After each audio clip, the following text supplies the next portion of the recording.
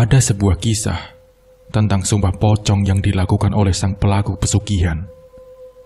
Lantaran ia tak mengakui kalau dirinya ini melakukan ritual pesugihan, para warga meminta agar orang tersebut untuk melakukan sumpah pocong sebagai pembuktian jika ia bukan pelaku pesugihan. Sebut saja namanya Pak Jaya, orang yang akan melakukan sumpah pocong karena melakukan ritual pesugihan, dan salah satu saksi yang mengetahui bahwa apa yang sebenarnya yang dilakukan oleh Pak Jaya ini adalah Pak Hendra. Pak Hendra yang secara tidak langsung mengetahui siapa sebenarnya Pak Jaya. Namun untuk membuktikan apakah benar Pak Jaya itu adalah pelaku pesugihan atau bukan, maka dilakukan sumpah pocong. Saat itu beberapa warga cemas dan khawatir dengan apa yang sering terjadi di kampungnya, karena banyaknya hal-hal yang tidak wajar, terutama kabar tentang arwah yang tidak tenang yang tak lain ibu kandungnya Pak Jaya. Nah, dalam ceritanya, Pak Hendra yang merupakan saksi di sini dan juga beberapa warga yang menceritakan kalau almarhum ibu kandungnya Pak Jaya itu sering menampakkan diri di balkon atau lantai di rumah milik Pak Jaya. Dan itu bukan hanya satu atau dua orang yang melihat, tapi beberapa warga yang sudah banyak yang melihatnya. Anak-anak pun sering melihat ada sosok perempuan dengan pakaian yang sering dipakai oleh ibu kandungnya Pak Jaya. Karena khawatir akan mengganggu anak-anak yang berangkat mengaji, para warga ini mengadu ke salah satu kiai. Nah, dari aduan itu, Pak Kiai sempat meminta sama Pak Jaya, setidaknya untuk mendoakan almarhum ibunya. Tapi waktu itu, Pak Jaya justru berkata ke Pak Kiai, dan juga beberapa warga termasuk Pak Hendra, "Urusan doa dan tidaknya untuk almarhum ibu saya itu dari saya, Pak. Saya kan sudah mendoakan almarhum ibu saya 7 hari berturut-turut. 40 harinya sudah, 100 harinya pun sudah. Ya kalaupun dia ada di rumah saya, ya nggak apa-apalah. Kan dia juga ibu saya. Mau dia datang, mau dia ada di atas atau enggak. Yang penting keluarga saya tidak terganggu. Kalau Pak Kiai tahu caranya agar arwah ibu saya tidak menampakkan dirinya lagi, ya silahkan." Beberapa warga pun yang mendengar perkataan dari Pak Jaya ini sempat geram. Iya, karena tingkahnya itu seakan-akan membiarkan sosok almarhum ibunya itu ada di lantai 2 rumahnya. "Kalau saya diizinkan, saya akan berdoa di halaman rumah Bapak," kata Pak Kiai. "Silahkan, berdoa, tapi saya tidak mengizinkan untuk doa di halaman rumah saya," kata Pak Jaya. Pak Kiai yang mendengar itu pun mengiyakan saja. Sampai akhirnya, para warga melakukan doa bersama di salah satu rumah warga yang jarak rumahnya paling dekat dengan rumah Pak Jaya. Mereka melakukan doa bersama yang tujuannya agar sosok ibu kandungnya Pak Jaya itu tidak menampakkan dirinya lagi. Alhamdulillah, setelah doa bersama itu, 1 hari, 2 hari, sampai 1 minggu, alhamdulillah, sosok itu tidak pernah muncul lagi, dan ini tentunya membuat warga tenang. Tapi hal itu tidak berlangsung lama. Ada beberapa kejadian lagi terkait dengan orang-orang yang sudah meninggal. Ini yang tak lain adalah keponakan dari Pak Jaya. Arwah keponakannya itu juga muncul di balkon rumah itu. Keponakan ini meninggal setelah 1 tahun sepeninggalnya ibunya Pak Jaya. Pak Hendra yang mengetahui itu pun mencoba menghubungi adiknya Pak Jaya, yaitu Pak Gani. Pak Gani ini adalah ayah dari bocah kecil itu. "Anakmu yang baru meninggal itu ada di lantai 2 rumahnya Jaya kan?" kata Pak Hendra. "Loh, kok bisa anak saya ada di situ?" kata Pak Gani. "Ya, saya pun tidak tahu ini sebenarnya ada apa." Pak Gani sendiri pun bingung dengan keadaan kabar itu. Belum genap 100 hari kok bisa ada di rumahnya Pak Jaya? Padahal jarak rumah kami jauh loh. Ya memang, jarak rumahnya itu sangat jauh, bahkan beda desa. Kok bisa menampakkan diri di dalam rumahnya Pak Jaya? Kata Pak Hendra. Pak Gani pun menelusuri kejadian itu melalui beberapa praktisi bersama Pak Hendra. Mereka datang ke salah satu ahli kebatinan dan menjelaskan tentang meninggalnya anaknya Pak Gani. Anaknya Pak Gani ini berusia sekitar 11 tahun.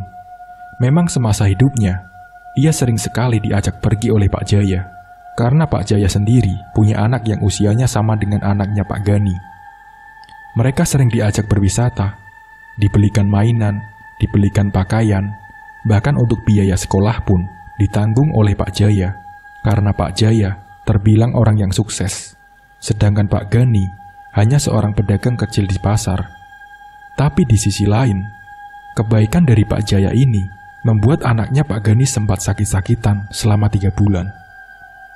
Pak Gani mengira kalau anaknya ini sakit karena kecapean. Saat sakit pun sering dijenguk oleh Pak Jaya.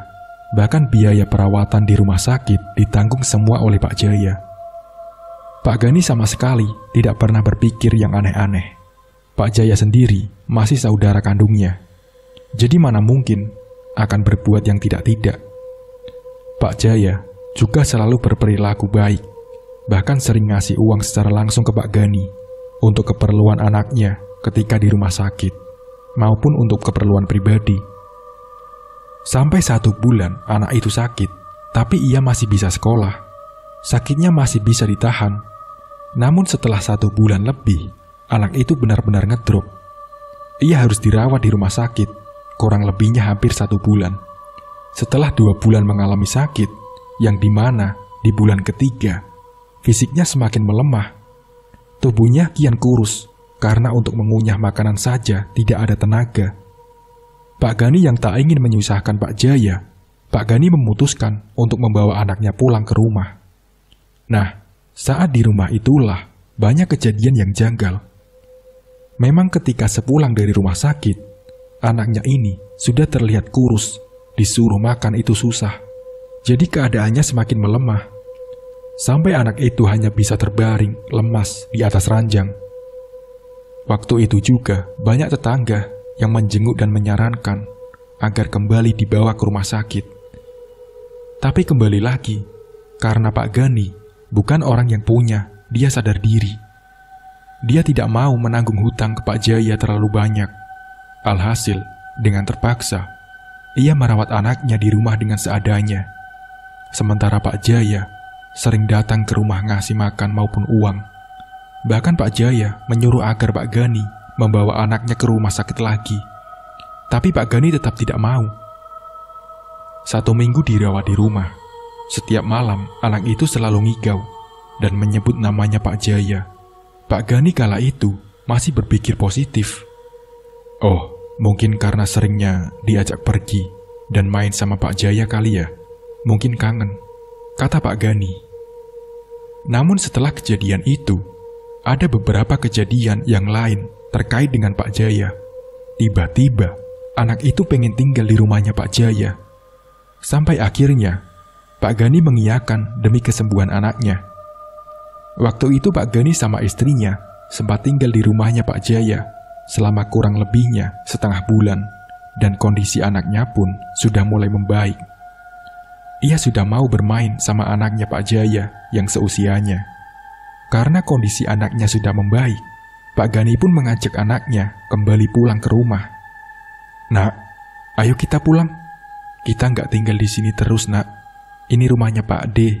Ini bukan rumah kamu. Rumah kita itu ada di desa sebelah. Nggak enak. Ayo pulang. Kalau kita tinggal di sini terus, kata Pak Gani ke anaknya. Namun permintaannya Pak Gani itu ditolak oleh sang anak. Anak itu tidak mau balik sampai Pak Jaya dan juga istrinya bersuara. Sudahlah Gani, biarkan saja dia tinggal di sini, kata Pak Jaya. Iya, nggak apa-apa. Dia tinggal juga kan sama Pak Adi budenya. Anggap saja rumahnya sendiri, kata istrinya Pak Jaya. Setelah obrolan itu, Pak Gani dengan sang istri memutuskan untuk kembali ke rumah. Sementara anaknya tetap tinggal di rumahnya Pak Jaya. Nah, selama 3 hari itu, Pak Gani belum menjenguknya, lantaran ia sibuk bekerja. Namun selang 1 minggu lamanya, Pak Gani mendapat kabar kalau anaknya jatuh sakit lagi. Saat itu juga langsung dibawa ke rumah sakit. Di rumah sakit selama 4 hari.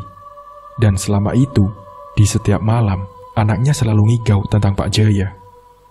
Banyak kata-kata yang keluar dari anak itu, walaupun dalam keadaan tidak sadar, Matanya tertutup, tapi selalu ngigau tentang Pak Jaya. Setelah 1 minggu dirawat di rumah sakit, tepat pukul 1 dini hari, anak itu tiba-tiba ketakutan dengan mengucapkan kata Pak Jaya, sembari meminta ampun. Dan tak berselang lama dari ketakutan itu, anaknya Pak Gani meninggal dunia. Setelah mendengar cerita dari Pak Gani terkait dengan meninggalnya sang anak, Pak Kiai berujar, "Mungkin meninggalnya anakmu itu bisa dibilang wajar bagi kamu, tapi tidak wajar bagi saya. Karena kalau anak yang sakit pada umumnya, dia tidak akan mengigau setiap malamnya. Kalaupun ngigau, ya nggak sampai ketakutan dan bilang ampun-ampun. Bisa jadi ada sesuatu yang tak beres. Nah, kita harus menelusuri. Sebenarnya ada apa dengan meninggalnya anakmu? Karena yang ku dengar kabar dari Pak Hendra, anakmu itu ada di lantai 2 rumahnya Pak Jaya. Ya, mungkin karena dia dulu sering tinggal di situ. Tapi ini bukan soal itu saja.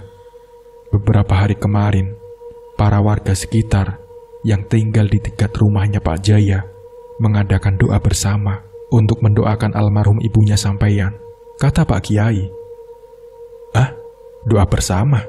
Doa gimana maksudnya Pak Kiai?" kata Gani. "Apa sampeyan tidak dengar? Beberapa minggu kemarin, kan para warga mendoakan almarhum ibunya sampeyan yang sering meresahkan warga sekitar, karena ibunya sampeyan itu juga sering menampakkan diri di balkon lantai 2 rumahnya Pak Jaya. Nah, ini bisa jadi ada kaitannya dengan meninggalnya anaknya sampeyan. Coba, sampeyan ingat-ingat, ibunya sampeyan itu meninggalnya bulan apa? Saya khawatir kalau ini ada kaitannya dengan tumbal sedarah. Kemungkinan di balik kesuksesannya Pak Jaya itu ada campur tangan iblis. Ya, semacam melakukan pesugihan," kata Pak Kiai. Tapi bagaimana mungkin Pak Kiai? Kakakku ini kan ahli ibadah Pak. Dia juga serta rajin sholat, serta sedekah. Bagaimana mungkin dia melakukan pesugihan Pak Kiai? Dia juga sama keluarga baik. Kenapa Pak Kiai sampai nuduh kakak saya sebagai pelaku pesugihan? Kata Pak Gani. Gini Pak Gani, mungkin sampeyan gak percaya dengan apa yang sampeyan dengar saat ini.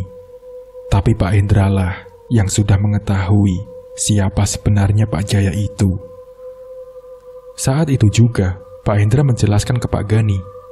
Begini loh Pak Gani, ini tidak hanya terkait dengan anaknya sampeyan yang sering mengganggu warga, yang menampakkan dirinya di lantai 2 rumah milik Pak Jaya. Tapi di sini ingin saya perjelas. Saya ingin nanya secara langsung ke sampeyan. Selama sampeyan tinggal setengah bulan di rumahnya Pak Jaya, ada nggak hal-hal yang aneh menurut sampeyan? Mungkin ada kamar kosong, atau mungkin bau harum kembang melati, kembang mawar, atau berkaitan dengan sesaji, kata Pak Hendra. Iya, kalau bau kembang itu ada Pak. Cuman ya pikirnya saya, kan bau kembang bisa jadi dari halaman rumah, karena banyak bunga-bunga Pak. Dan bukan itu saja sih, setiap ruangan itu harum sekali. Mungkin disemprotkan parfum. Bagi saya itu hal yang wajar. Kalau terkait kamar kosong, saya tidak tahu Pak, jawab Pak Gani. Sebelum ibumu meninggal, sampeyan tahu kabar yang dialami oleh Pak Jaya nggak? Tentang usahanya yang bangkrut. Dulu dia sempat mengeluh, tapi yang perlu sampeyan tahu, dia sebenarnya tidak bangkrut. Dia menggadaikan rumahnya dan sertifikat tanah milik orang tuanya juga digadaikan. Mungkin sampeyan tahu hal itu. Iya, kalau soal sertifikat milik ibu digadaikan sama Jaya, saya tahu. Alasannya kan buat nambah modal. Jadi bagaimana mungkin dia bangkrut? Dia kan bilangnya nambah modal dan memang usahanya lancar, jawab Pak Gani. Iya, betul. Tapi saya yang satu profesi dengan kakakmu, rumah yang ditinggali saat ini sudah hampir ditarik oleh pihak bank. Dia sudah tidak mengangsur hampir 6 bulan lamanya. Dia juga punya hutang ke relasi kerjanya hampir 700 juta, kata Pak Hendra. Hah? Yang benar Pak Hendra? Tanya Pak Gani. Iya, benar. Karena saya sendiri tahu dan saya pun menjadi korban dari kakakmu. Dia punya hutang ke saya itu sekitar 50 juta. Sampai detik ini belum dilunasi. Menurut sampean, dia orang sukses kan? Tapi nyatanya hutang saya 50 juta itu belum dilunasi. Dan setengah tahun sebelum rumah itu disita pihak bank, Pak Jaya sempat mengatakan sesuatu ke saya. Agar dia bisa mengembalikan masa kejayaan dan usahanya, Pak Jaya mendatangi seorang dukun agar para penagih itu seakan-akan lalai. Dan bukan hanya itu saja, hutang-hutangnya kalau bisa dilunasi. Nah, sayalah yang mengantar Pak Jaya datang ke dukun. Waktu itu diberikan suatu amalan-amalan tertentu, tapi kenyataannya gagal. Tapi Pak Jaya tak mau berhenti begitu saja. Bersama saya, dia akhirnya datang ke satu tempat pesugihan. Waktu itu, saya hanya di luar saja, tak berani masuk. Entah di dalam Pak Jaya diberi apa saja saya kurang tahu. Namun semenjak saat itulah kejayaan mulai hadir di hidupnya. Rumah pun tak jadi disita, dan hutang 700 juta pun selesai dalam kurun waktu yang kurang dari 1 tahun. Tapi di balik itu semua, ada satu ritual yang wajib ia dilakukan. Sampai ada satu kejadian, yaitu ibunya Pak Jaya meninggal dunia. Itu yang saya ingat setahun setelah dia datang ke dukun pesugihan itu. Saya yakin meninggalnya ibunya kalian itu sebagai syarat pesugihan. Setelah ibumu meninggal Pak Gani, Pak Jaya kan kian sukses. Tapi coba, sebentar diingat dulu Pak Gani. Saat ibumu masih hidup, perilaku Pak Jaya kepada beliau gimana? Tanya Pak Hendra. Pak Gani pun menjelaskan kepada Pak Hendra dan Pak Kiai kalau perilakunya Pak Jaya ke orang tuanya itu, ya seperti layaknya anak yang berbakti kepada orang tua. Seluruh kebutuhan keluarga, terutama ibunya, memang dicukupi sama Pak Jaya. Dan bukan itu saja, semua kebutuhan keluarga saudara-saudaranya ia pun ia cukupi. Dia memang baik hati. Makanya saya bingung, apa iya kakakku pelaku pesugihan? Jawab Pak Gani. Apa yang kamu katakan itu benar Pak Gani? Kalau dia menjamin segala kebutuhan dan keperluan ibumu, kata Pak Hendra kepada Gani. Betul. Dia setiap bulan ngasih uang yang tidak sedikit. Dan dia selalu ngasih sebelum uang ibu habis. Yang kadang saya sendiri yang makai uang itu karena satu rumah dengan ibu saya. Jawab Pak Gani. Kamu harus tahu dan kamu harus paham. Kebaikan Pak Jaya bisa jadi ada udang di balik batu. Yang saya maksudkan, dia baik sama ibu kamu dan keluarga kamu.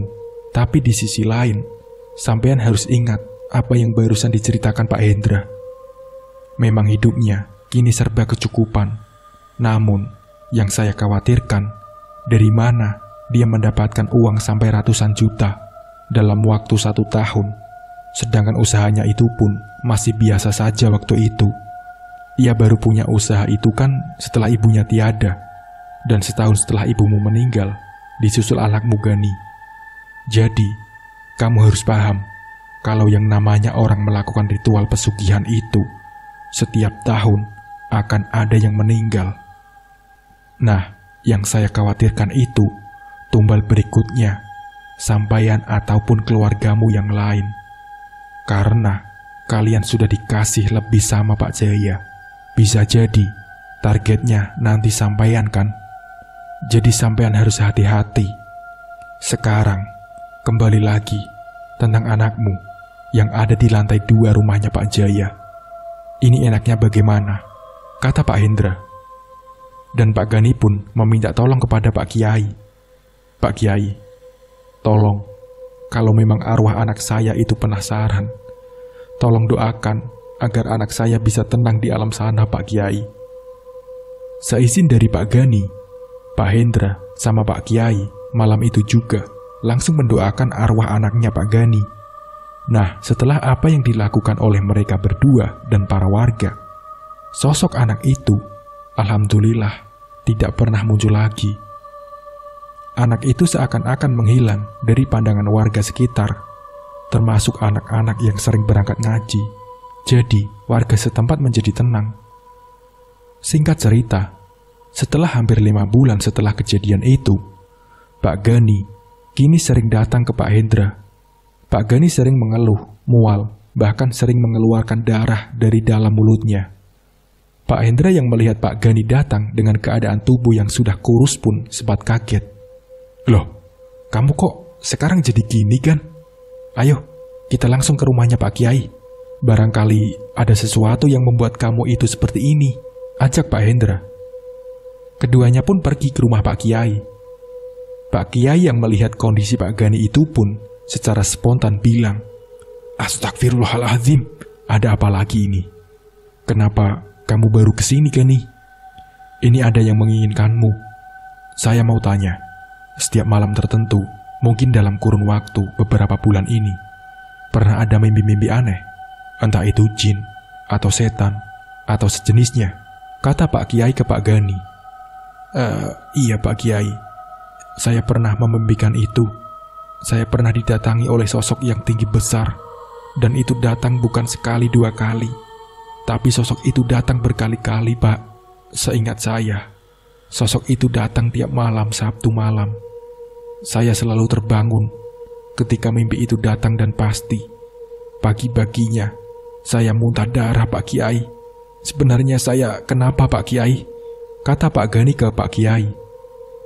"Kamu itu sedang diincar Gani."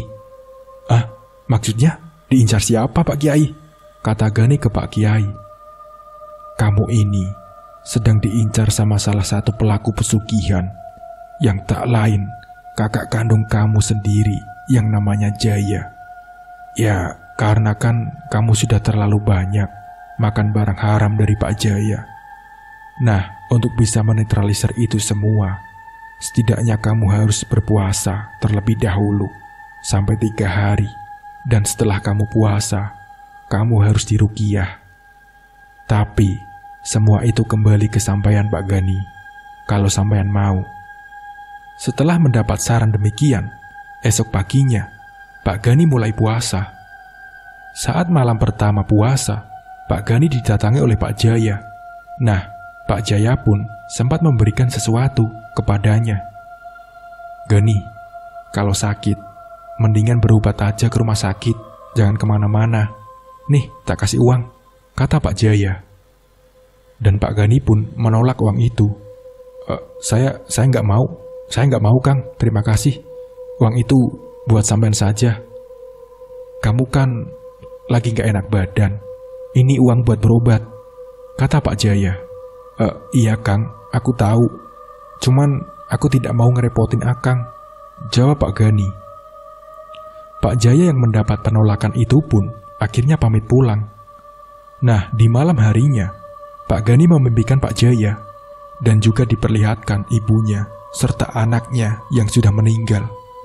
Pak Gani berusaha untuk tetap kuat sembari sahur di hari kedua.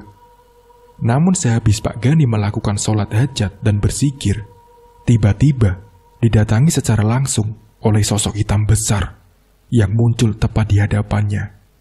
Astagfirullahaladzim. Pak Gani pun terkelujat, kaget, sampai beranjak dari tempat duduknya dan meninggalkan zikirnya. Karena masih sering diganggu oleh sosok itu, Pak Gani pun datang menemui Pak Kiai. "Sosok itu akan tetap mengganggu kamu dengan tujuan agar kamu tidak melakukan puasa dan zikir. Kamu harus bisa menyelesaikan puasa itu. Nah, setelah kamu puasa itu, nanti kamu harus diruqyah agar sosok itu tidak mengganggumu lagi," kata Pak Kiai. Tepat di malam Jumat, Pak Gani lagi-lagi didatangi oleh sosok hitam besar. Tapi di sisi kanan maupun kirinya itu samar-samar, seperti ada tubuh manusia. Namun wajahnya tidak jelas. Sampai singkat cerita, setelah 3 hari puasa, Pak Gani ditemani Pak Hendra datang menemui Pak Kiai untuk membuktikan apakah benar Pak Jaya itu pelaku pesugihan atau bukan. Nah, selepas maghrib, Pak Gani pun segera diruqyah. Ketika di ruqyah inilah kebenaran terkuak. Pak Gani dirasuki oleh sosok genderuwo yang mengaku suruhan dari Pak Jaya dan Pak Gani harus jadi tumbalnya. Pak Gani yang tengah dirasuki oleh sosok itu tidak tahu kebenarannya. Tapi Pak Hendra dan Pak Kiai mendengar dengan jelas kebenaran itu. Sampai akhirnya ketika ruqyah itu selesai, yang alhamdulillah kondisi Pak Gani tidak apa-apa, hanya jatuh pingsan dengan kondisi lemas. Tapi di sisi lain, sosok hitam besar itu yang mengganggu Pak Gani sudah terlepas. Alhamdulillah, Pak Gani selamat dari tumbal.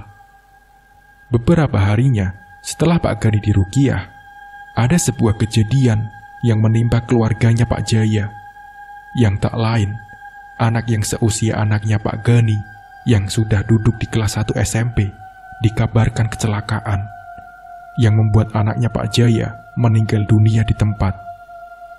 Saat itu juga Pak Gani datang ke rumah Pak Hendra menceritakan kalau anaknya Pak Jaya telah meninggal dunia. Pak Hendra meminta sama Pak Gani agar datang ke rumah Pak Kiai terlebih dahulu sebelum datang ke rumahnya Pak Jaya. Mereka pun bertanya ke Pak Kiai, Pak Kiai, ada apa sebenarnya dengan anaknya Pak Jaya? Begini, jika Allah berkehendak, tidak ada yang tidak mungkin. Sosok hitam besar yang merupakan sosok genderuwo itu menginginkan kamu. Tapi alhamdulillah, kamu masih diberikan keselamatan dan perlindungan. Namun sosok itu tetap meminta tumbal nyawa. Nah, karena sosok genderuwo itu tidak bisa membuat kamu meninggal, maka keluarganya pelaku itu sendiri yang harus menanggung tumbal itu, jawab Pak Kiai. Setelah mendapatkan penjelasan seperti itu, akhirnya mereka bertiga langsung berangkat ke rumahnya Pak Jaya. Sekitar pukul 10 pagi mereka baru sampai, dan Pak Gani ini tiba-tiba menantang Pak Jaya. Kalau kematian anakmu ini bukan perilakumu, buktikan jika kamu tidak melakukan pesugihan.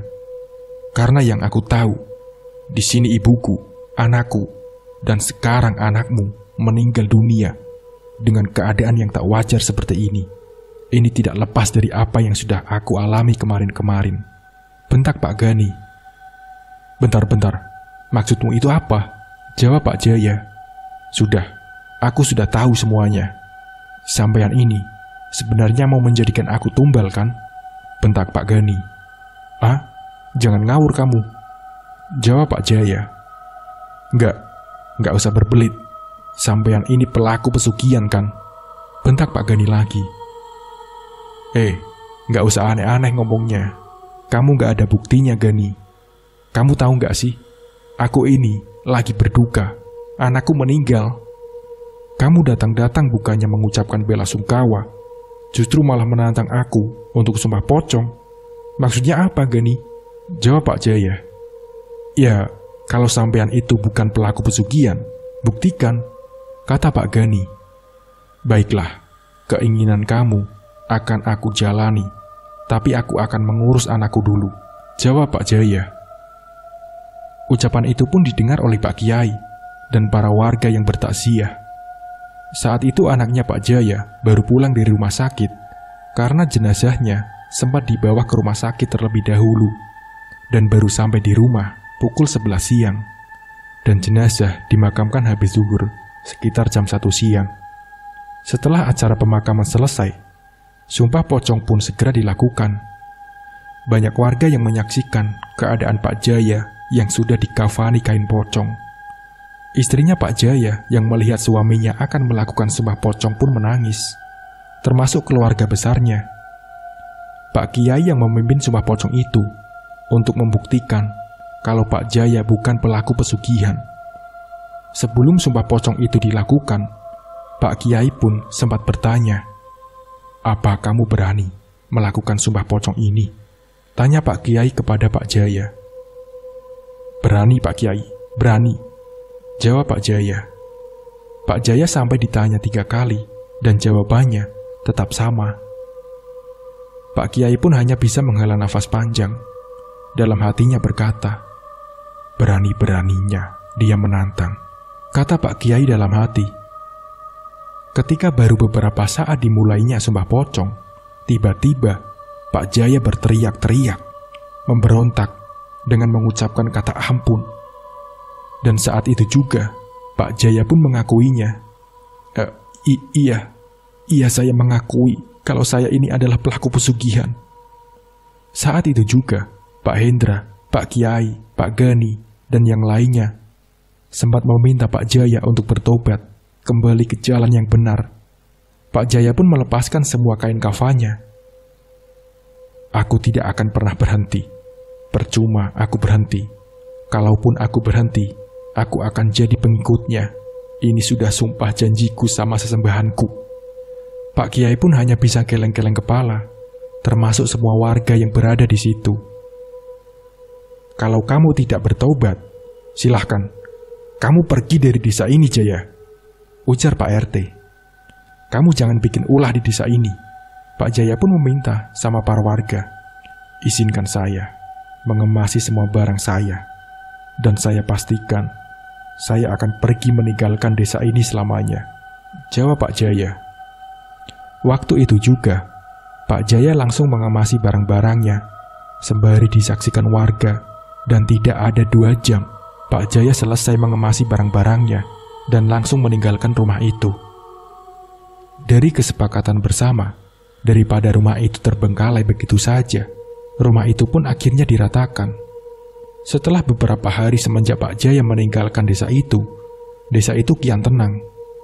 Singkat cerita, 3 bulan kemudian, Pak Gani mendapat kabar dari kakak iparnya, yang tak lain adalah istri dari Pak Jaya. Ia mengabarkan kalau Pak Jaya meninggal dunia akibat kecelakaan tunggal. Tubuhnya pun sudah tak terbentuk lagi saking parahnya.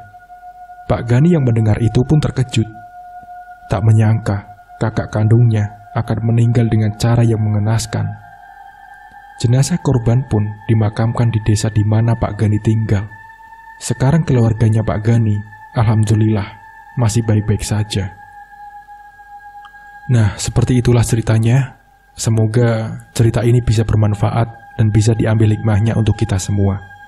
Mungkin cukup sekian dari saya. Wassalamualaikum warahmatullahi wabarakatuh.